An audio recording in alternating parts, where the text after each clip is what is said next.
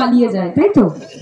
ঠিক জয় বাংলাটাও রাম নামের মতো, ওই বিজেপির ভূত, অভিজিৎ গঙ্গোপাধ্যায়ের ভূত, শুভেন্দু অধিকারীর ভূত রাম নাম নিয়ে পালিয়ে যাবে জয় বাংলা শুনে। তাই শেষে আমরা জয় বাংলাটা বলবো।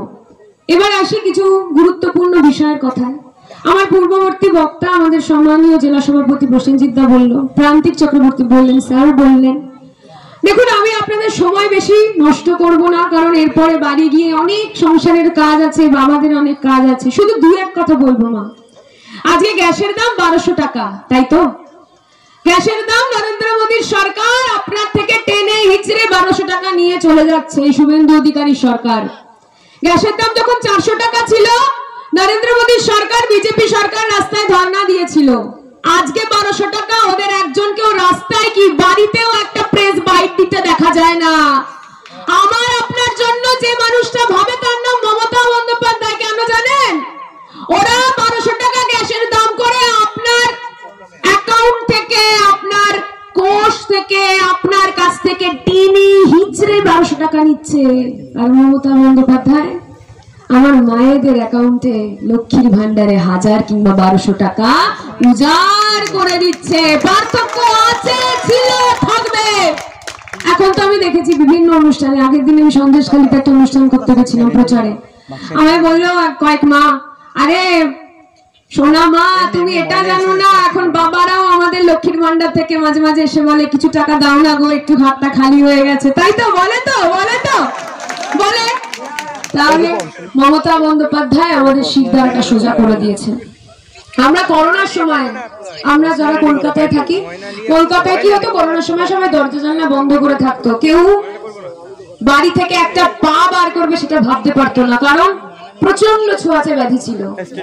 করোনার সময় আমরা প্রত্যেকে দেখেছি, এখানে আমার যারা সমবয়সী ছোট ভাই বা বড় দাদারা রয়েছেন সবাই দেখেছেন, 8টা নাগাদ একজন চলে আসছেন টিভির পর্দার সামনে মনোরঞ্জন করতেন। এসে 8টা নাগাদ 56 ইঞ্চি ছাতিটা নিয়ে চলে আসতেন। এসে কি বলতেন?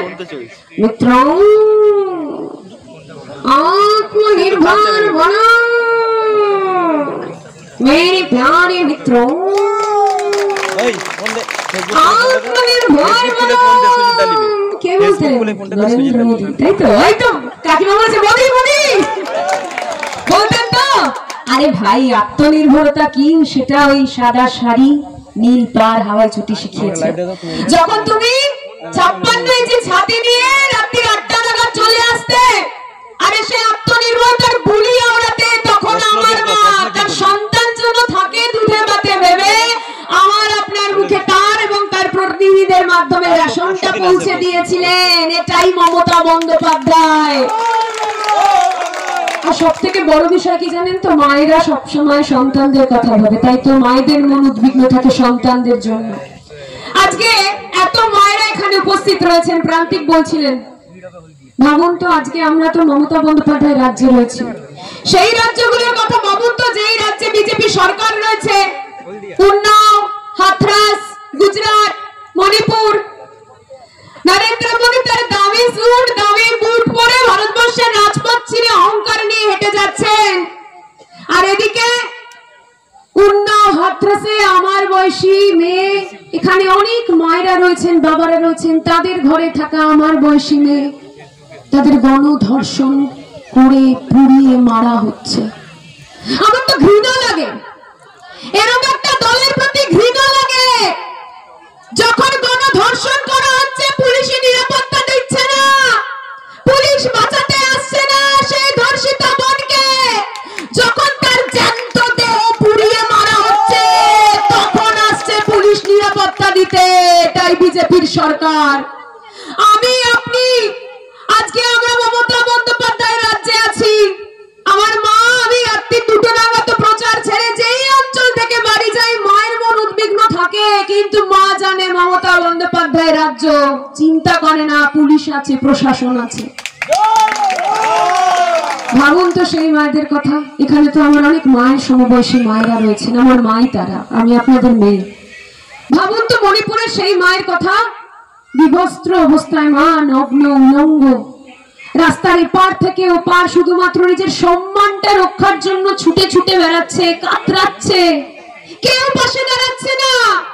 এই বিজেপির সরকার রয়েছে মণিপুরে, পাশে দাঁড়ায়নি মা। আমরা 2 মাস পর খবর দেখতে পেয়েছি, 2 মাস খবরটাই বন্ধ করে রেখে দিয়েছিল যাতে সমগ্র ভারতবর্ষ বিশ্ব খবরটাই না দেখতে পারে। আমার মা, ভারতবর্ষের মা উলঙ্গ হয়ে রাস্তায় কাতরাচ্ছে, এই দৃশ্য আমরা দেখি এই বিজেপির রাজ্যে। আরে বিজেপি কি জানবে? এই ভারতবর্ষে দ্রৌপদী বস্ত্র হরণে শ্রীকৃষ্ণ বস্ত্র প্রেরণ করে দেয়, কোন মাকে অসম্মানিত হতে দেয় না। সীতার সম্মান রক্ষার জন্য রাম লঙ্কেশ্বর রাবণের অহংকার দম্ভের সঙ্গে যুদ্ধ করে। সীতার সম্মান রক্ষার জন্য মাতা ধরিত্রী দুভাগে ভাগ হয়ে যায়। এই ভারতবর্ষে যদি আজকে আমায় দেখতে হয়, আমার মা বিবস্ত্র হয়ে দিক থেকে ওদিক ছুটছে, নরেন্দ্র মোদী শুভেন্দু অধিকারীর সরকার একটা কথা বলছে না, নীরব থাকছে। লজ্জা লাগা দরকার, লজ্জা লাগা দরকার। আর আপনাদের এখানে এই লোকসভার প্রার্থী, বিজেপির প্রার্থী